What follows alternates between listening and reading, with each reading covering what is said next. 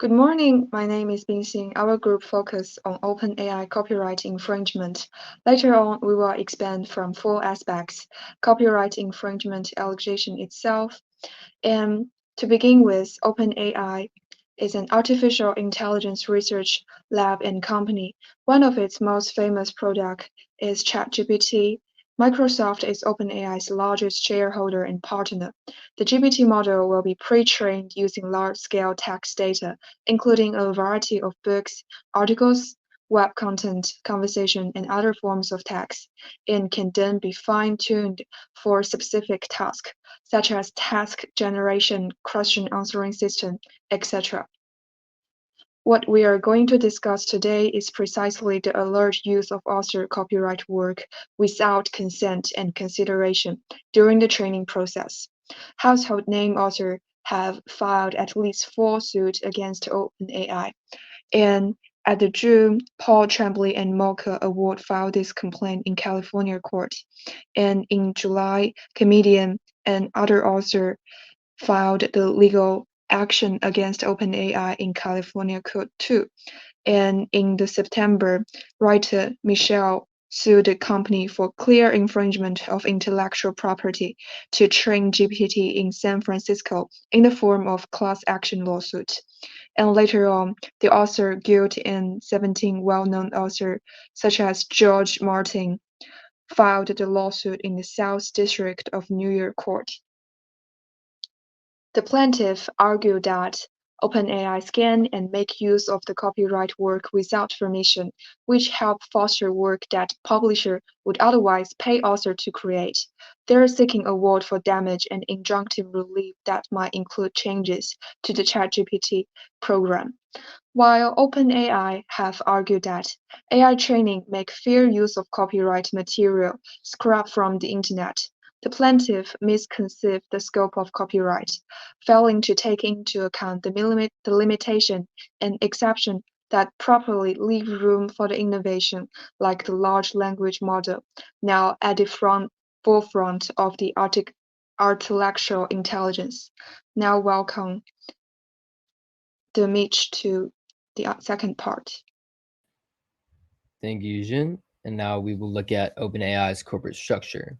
So, OpenAI's corporate structure has been called everything from innovative to unique to weird.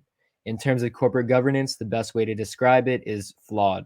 When OpenAI was founded, the goal was to combine the best of nonprofit and the for-profit structures to create the ultimate business/community improvement-driven machine. But as we have seen, the structure has directly impacted the company's failures and plays a large role in the current allegations it is facing. So there is a clear lack of organization and confusion when looking at the structure, and the inclusion of Microsoft further complicates the overall vision of the company, steering it more towards a for-profit mindset. OpenAI's structure is much more complicated than a typical startup, which has clearly defined roles and responsibilities, and there is a clear oversight by the board of directors.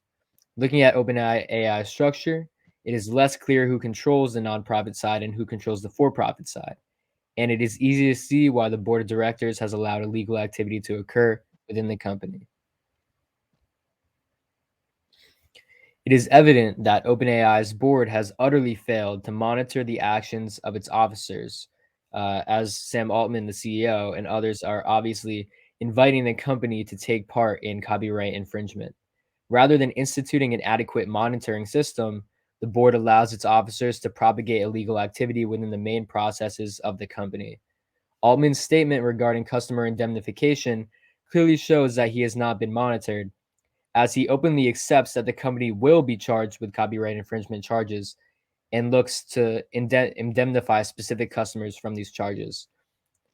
Instead of looking for a solution for the company to avoid infringement charges, Altman assumes that the company will be charged for copyright infringement and will then proceed to protect its customers.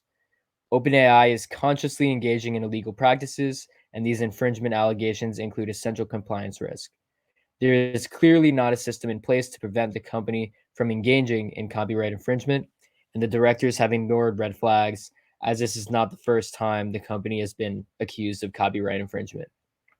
OpenAI's flawed corporate structure has contributed to the board of directors' lack of control and oversight and allowed copyright infringement to occur within the main activities of the company. Thank you, Mitch. And I will talk about the another central point in the allegations made by plaintiffs. That is the fact that OpenAI deliberately hid its training data to prevent plaintiffs from knowing about the use of their copyright works in the training data set. And if we look at the technical report that OpenAI has published for the launch of its last program, ChatGPT 4, we see that it actually includes only general statements about the data that are used for the training. Quote, like previous GPT models, the GPT-4 base model was trained to predict the next word in a document and was trained using the public available data, such as internet data, as well as data that we have licensed. So there are no clear and collectible informations about the quality and quantity of copyright materials that have been used to train this program. And this policy is an important change in the tradition of the AI industry and applied research in general. That is a tradition of technical disclosure based on disclosing technical details of the software in research papers so that others in the field can understand and learn from the programs. And so this lack of disclosure can be dangerous for two reasons. As we have just seen, it first makes scientific advancement in the field of artificial intelligence and machine learning harder and more costly, and that is our first interest in this case. It allows possible use of copyright works on which the authors are unaware, as we have seen. In the same technical report that we have quoted before, the reasons that are quoted from this policy of secrecy towards technical informations and specifically informations about training data are one of competitive and safety considerations. To quote the technical report, given both the competitive landscape and the safety implications of the large-scale models like GPT-4, this report contains no further details about the architecture, including model size, hardware, training compute, data set construction, training method, or similar. But this policy acquires another meaning if we look at the fact that, as Professor Torrance and Tomlinson has pointed out in one of their most important papers, the accuracy of the AI algorithm is directly dependent on the quality and quantity of the data that is exposed to. So the training data set is clearly a source of competitive advantage, and there is therefore an economic incentive to use substantial quantities of training data, which may frequently comprise copyright protected information. That is a necessary element to protect OpenAI's position in an increasingly competitive market like the one of artificial intelligence and machine learning. However, this can harm the interest of the very external stakeholders, namely the authors, that provides the necessary inputs, so textbooks and other copyright materials for the building of performing services like ChatGPT itself. And hence, we can frame this trade-off between economic improvements on one end and attention for the demands of external actors on the other end as a corporate social responsibility issue. Thank you, David. Well, this discussion addresses another topic, which is corporate social responsibility. It refers to a set of practices that combine social, environmental, and profit-related concerns, aiming to recognize and take responsibility for the impact of companies' activities on various stakeholders, including employees, communities, and the environment. Nowadays, many of the largest corporations are aware of their social responsibilities, and their decisions and resolutions drive to improve society and not just chase profits. However, the latest practice of OpenAI show that this company is moving on the opposite direction. According to OpenAI's technical report and what David just said, competitive and safe considerations were the main reason for the source secrecy when launching GPT-4, but a deep analysis of this scenario reveals the following. Firstly, the lack of disclosure makes it more difficult for people to know if their intellectual property and copyright works have been infringed, since it prevents knowledge about what sources OpenAI used and how it trained the model. Secondly, it represents a change on the company's original goal to advance digital intelligence in a way that is more likely to benefit humanity as a whole, unconstrained by a need to generate financial return. In fact, OpenAI is now powered by two main elements: the chase for profit and for positioning itself as a leader in the artificial intelligence market. Thirdly, it indicates a clear disagreement between the company and its initial declaration that researchers would be encouraged to publish their work, whether as papers, blog posts, or codes.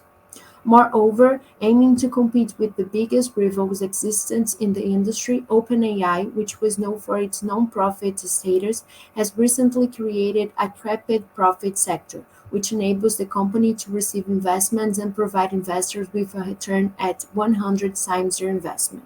As a consequence, the company has received 1 billion investment from Microsoft, which proves once more that the company's main goal is to obtain profit, even if it's necessary to break one of its main features, being a non-profit company.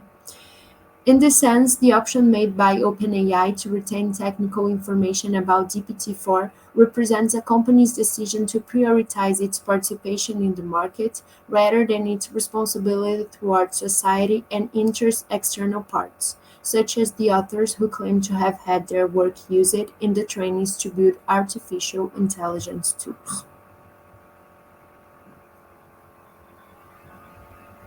Thank you. Thank you. Yes.